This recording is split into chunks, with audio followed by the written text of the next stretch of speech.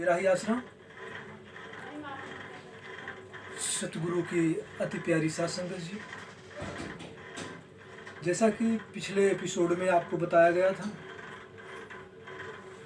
कि चर्चा हो रही थी कि कुल मालिक पिताजी अंदर क्यों गए, तो उसी पे जिक्र चल रहा था। तो आपको बताएं कि वो मालिक, वो परम पिता परमेश्वर इसलिए गया कि उसके पास 7 करोड़ बच्चे हैं। 7 करोड़, हालांकि उसके सारी सृष्टि उसके बच्चे हैं, लेकिन वह जीव, वह इंसान योनियों में आए जीव जो मालिक से नाम लेकर सुमरन भजन कर रहे हैं, भक्ति कर रहे हैं, तो ऐसे जीव उसके बच्चे हैं। उन्होंने गारंटी ले रखी है कि मैं निजधाम सचखंड सत्यलोक लेके जाऊंगा। जब गारंटी ले रखे हैं तो जीवों का कर्म कर्जा भी अदा करवाना होता है। पता नहीं कौन सा जीव कब कैसे आया, नाम लिया और सच्चे सौदे का वसूल है। अनामी ऐशाएं विप्राश शाह मस्ताना जी महाराज के वचन हैं कि जब जीव की 7 जन्मों की भक्ति पूर्ण होती है तब उसे मालिक सच्चे सौदे आश्रम में भेजता है और वो यहाँ से नाम पाता है, क्योंकि यहाँ पे जो नाम लेगा सीधे सचखंड जाएगा। इतने बड़े वचन हो गए। अब उन जीवों को लेके जाना है, कर्म कर्जा को माफ करवाना है।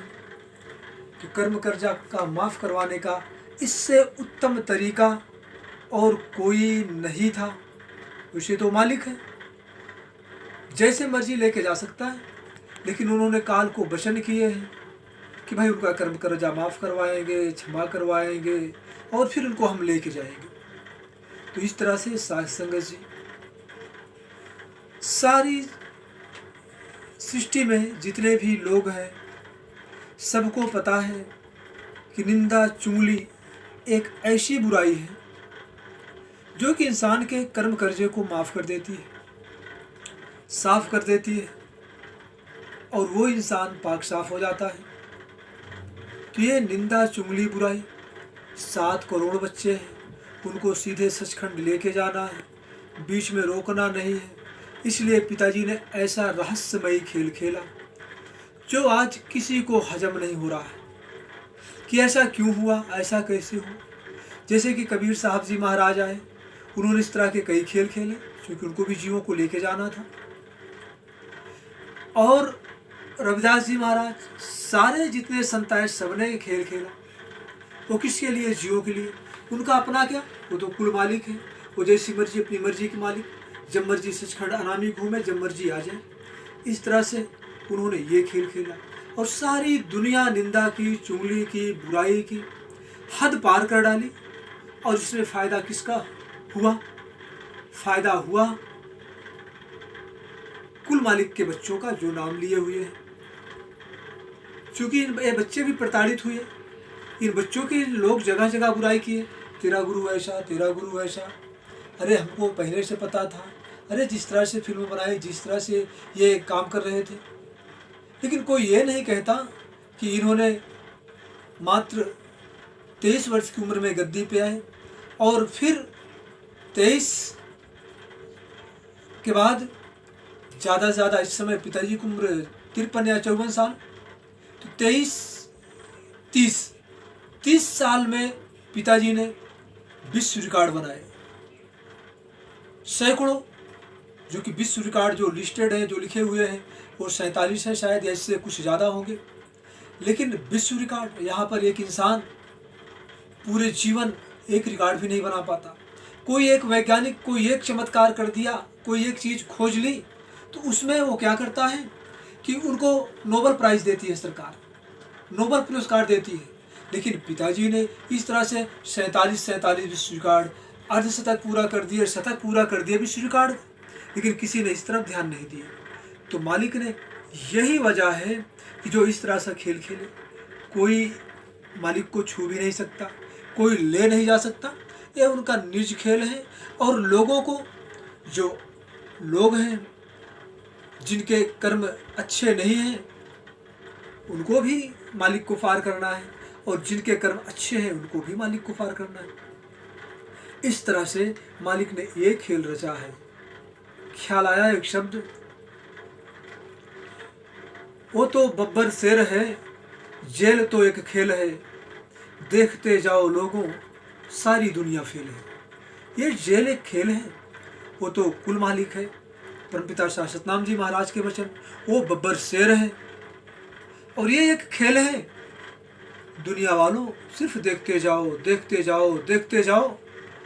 इस माध्यम से, इस चैनल के माध्यम से, सच चैनल के माध्यम से आपको ये संदेशा दे रहे हैं। अब भी समझो, चेतो। ना किसी से लड़ाई करनी है, ना झगड़ा करना है, ना दंगा करना है, किसी तरह की निंदा, चुगली, बुराई, वैर भाव नहीं रखना है। सबसे प्यार मोहब्बत का ही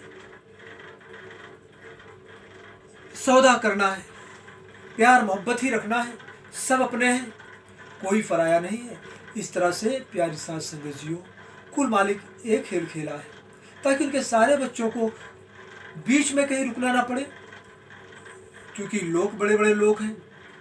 कुछ मुख्य लोग हैं, संतों ने बयान किए, निरंजन लोग, ओम का लोग, रारंग का लोग, सोहम का लोग, पार करके आप जाते हैं सचखंड, सत्य लोग, अलख लोग, अगम लोग, अनामी लोग।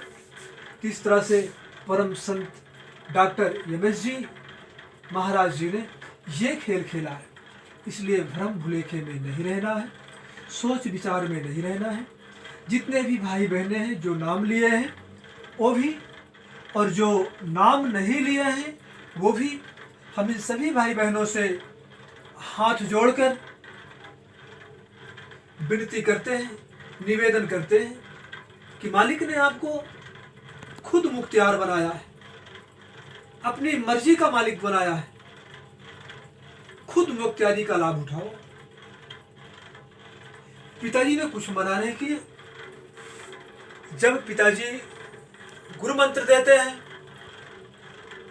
जब पिताजी नाम देते हैं, मेथड ऑफ मेडिटेशन देते हैं, कलमा, गॉड वर्ड्स देते हैं, तो पिताजी गुरु दक्षिणा में लेते हैं।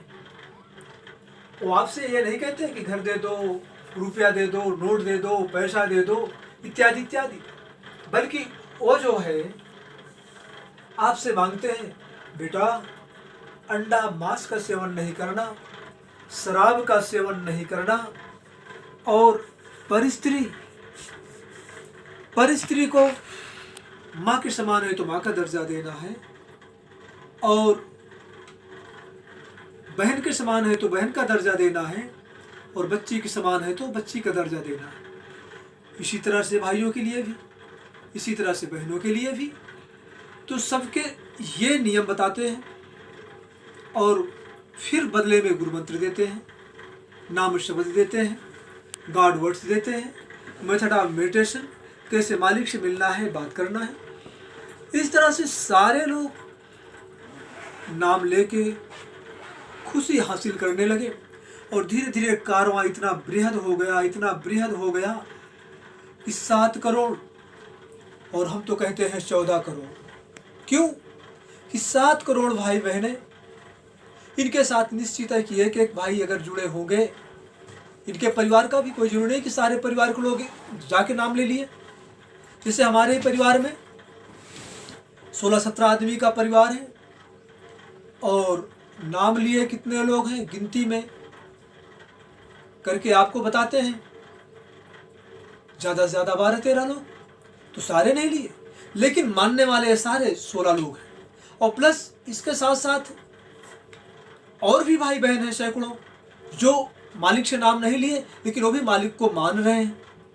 तो एक आदमी की वजह से कम 200-250, या हमारी अपनी व्यक्तिगत बात करें तो हजारों लोग हैं जो कि अकेले दम पे जुड़े हुए हैं। इस तरह से 7 करोड़ हैं, हमने 14 करोड़ बहुत कम बताया, क्योंकि कहीं कहीं निगेटिव भी हो जाता है। जो भाई नाम लिए वो भी दूर हो गए, लेकिन इसका मतलब नहीं कि मालिक छोड़ दिया, वो तो लेके जाएगा जितना मालिक, जितना मर्जी मन माया काम वासना जोर लगाए।